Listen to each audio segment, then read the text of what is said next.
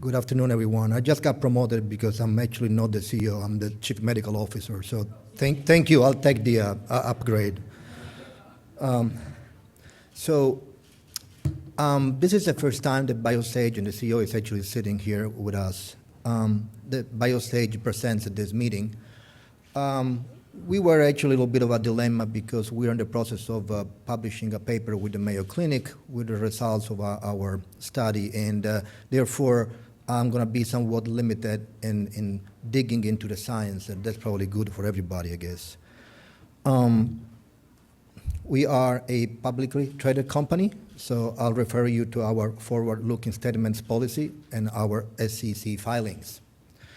So probably I'm going to be switching gear here a little bit, as we are not a classic cell therapy company or a gene editing company. So we are more in the field of tissue engineering and regenerative medicine. So I'd like to try to introduce our company and see if I can actually get the message across in what is it that we do, why we do it, and what we're trying to treat. So we are, as a company, we are culturally anchored in finding solution, the right solution for patients.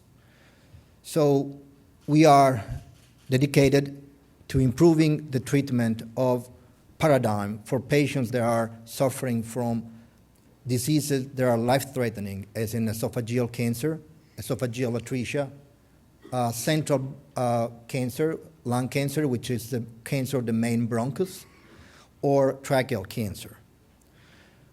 Our Cellframe technology really provides the structure for organ regeneration.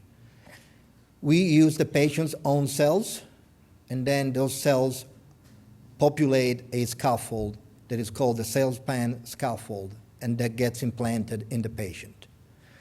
We have realized that our Cellframe implant does harness the body's, your own body ability to regenerate tissue.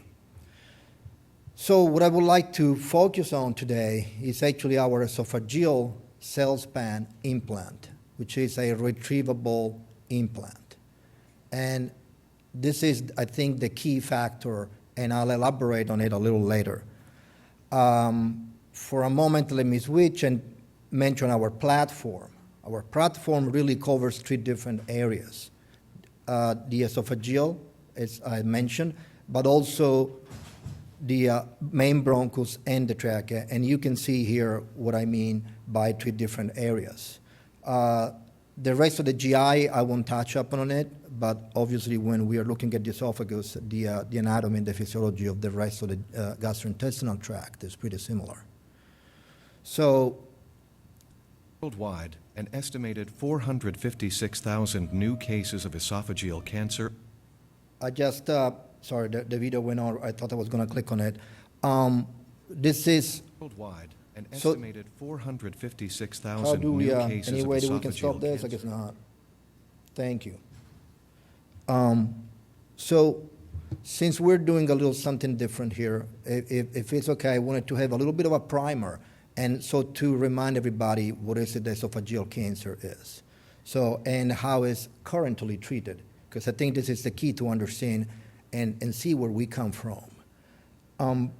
It looks like that the person doing the voiceover does sound better than I do, so I'm just going to be quiet for a second and have that rolling. Thank you. Esophageal cancer occur each year. In 2015, in the United States, there were roughly 17,000 new cases of esophageal cancer and more than 15,000 deaths from esophageal cancer. Patients with a diseased esophagus caused by conditions including Barrett esophagus or esophageal cancer can be treated with an esophagectomy, a surgical procedure that removes some or most of the esophagus. At the end of the esophagectomy, the esophagus can be reconstructed by either reshaping the stomach and connecting it to the free end of the digestive tract, or by removing a portion of the intestine and relocating it to where the esophagus was removed. The current surgical procedure has a 90-day mortality rate as high as 19%. Life-threatening complications can occur following a standard esophagectomy. Major pulmonary complications can develop in more than 1 out of 3 patients. Leaks occurring at the junction of the reconstructed esophagus arise in up to 30% of the patients and can lead to infection and sepsis.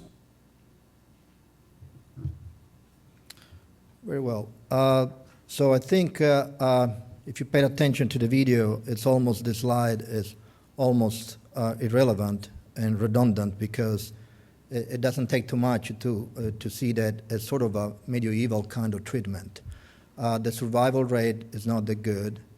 And your life, if you're lucky enough, you're most likely you will never be able to sleep horizontal in your bed. You're going to be sleeping on a recliner because your food tends to go back. Your stomach doesn't, it's a large conduit. It doesn't belong to your chest. So I don't think we need to elaborate any further on that, not to mention the colon.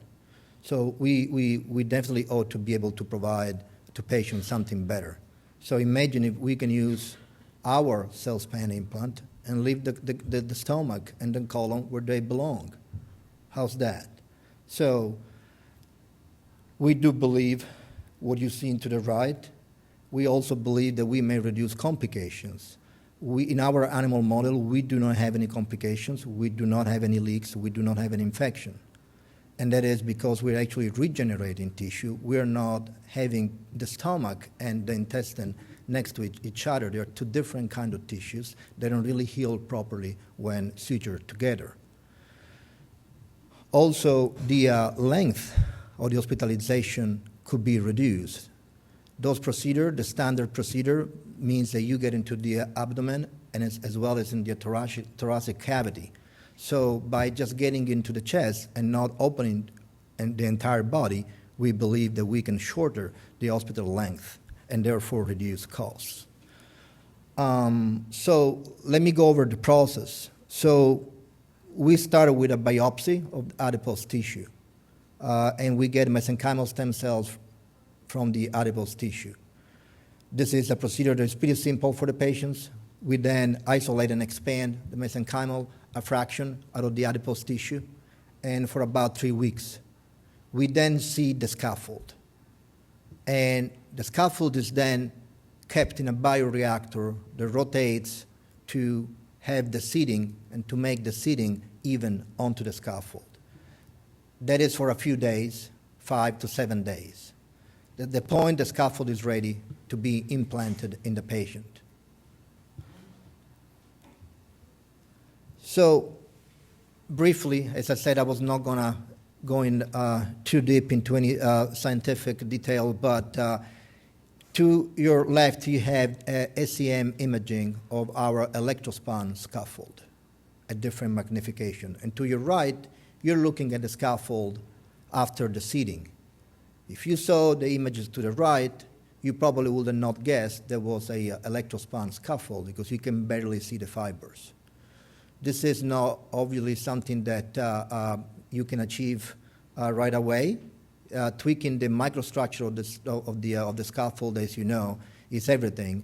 The moment you start changing the microstructure, as in the fiber diameter, or in the pore size, or in the porosity, everything changes. The cells that you seed may be affected highly, and also the response of the body toward the scaffold is going to be different. So this is the two component, if you will, of our, we are a combination product by designation from the FDA. So you're looking at the scaffold and the cells. We also have a third component, which is part of the process, which is a bioreactor that you see here. Our bioreactor, we have a controller. It's a portable controller the size of a syringe infusion pump, and can control up to 4 bioreactors at the same time. At the bottom, you see a diagram of what is actually the tube that we transport to the surgical suite, ready for the implant. We are actually done this because we have our cells done at the UT facility down in Houston. So let me show you how we do this. So you have an esophageal cancer. You see that to the left, top left. And then bottom left, you see actually an actual image of, you don't see it's not a cancer, but just the esophagus.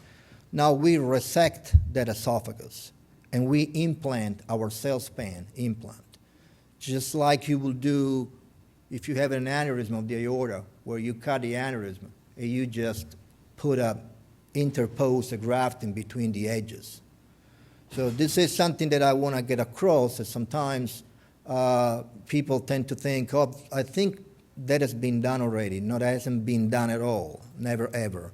People have used patches for small lesions, for a hole, for a tear in the esophagus. No one has ever achieved a regeneration of the esophagus when you do a circumferential resection of the esophagus that is actually clinically relevant by length. Here is something that I wanted to, one more time, without delving too much into basic principles of tissue engineering or regenerative medicine, I'd like, though, to bring up that a synthetic polymer, a scaffold, so scaffolds and cells had been used, or groups have tried to use scaffolds and cells, but to our knowledge, that has never really been achieved successfully.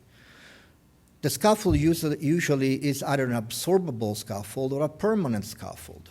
So they have the disadvantage is that the absorbable scaffold, while it disappears and it doesn't stay in the body, you have to fine-tune the properties of the scaffold so that the tissue grows at the right pace. A permanent scaffold needs to be very, very biocompatible. Otherwise, at the long term, you may have issues. Now here you see that our scaffold gets retrieved. So it's a temporary structure that guides the regeneration. And I want to stress this because this is a different and novel paradigm and has never been achieved before, to our knowledge. So to the left, you're looking at the bottom. You are with an endoscope. You're actually looking at the inside of our scaffold. And then again, bottom right, this is 3 weeks later when we are ready to grasp it, as you see, with an endoscopic instrument and just pull it out of the mouth of the patient.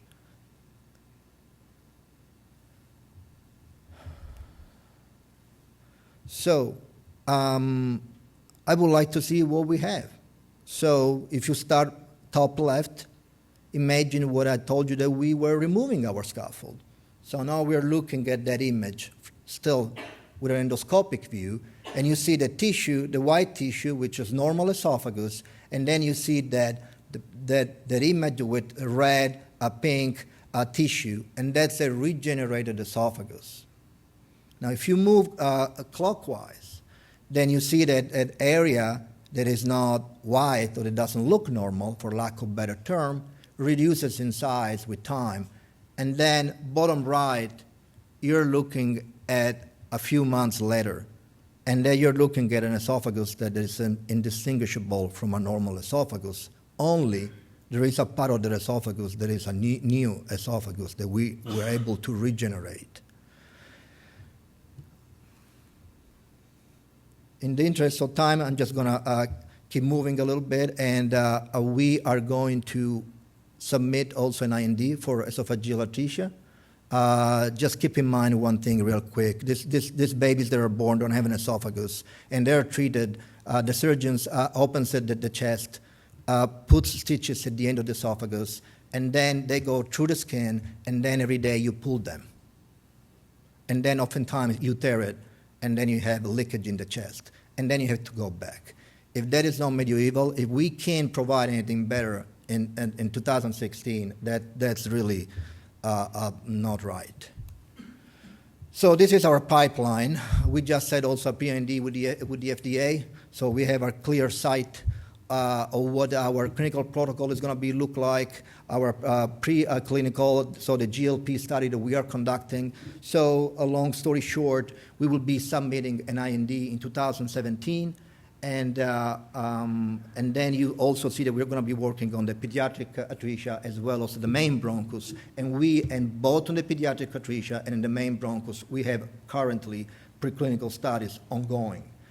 with the Mayo Clinic, which is our partner for clinical trial, and the Connecticut Children for pediatric atresia. One last thing that I'd like to get across is that we are expecting our orphan designation for the esophagus. We already had one for the trachea that we received a few years ago. Then we switched to the esophagus because it's a larger population, and we believe there's more of an unmet need, and we expect the designation anytime soon. And for the interest of time, I'll just stop here, and if there's any questions, we're here. Thank you very much.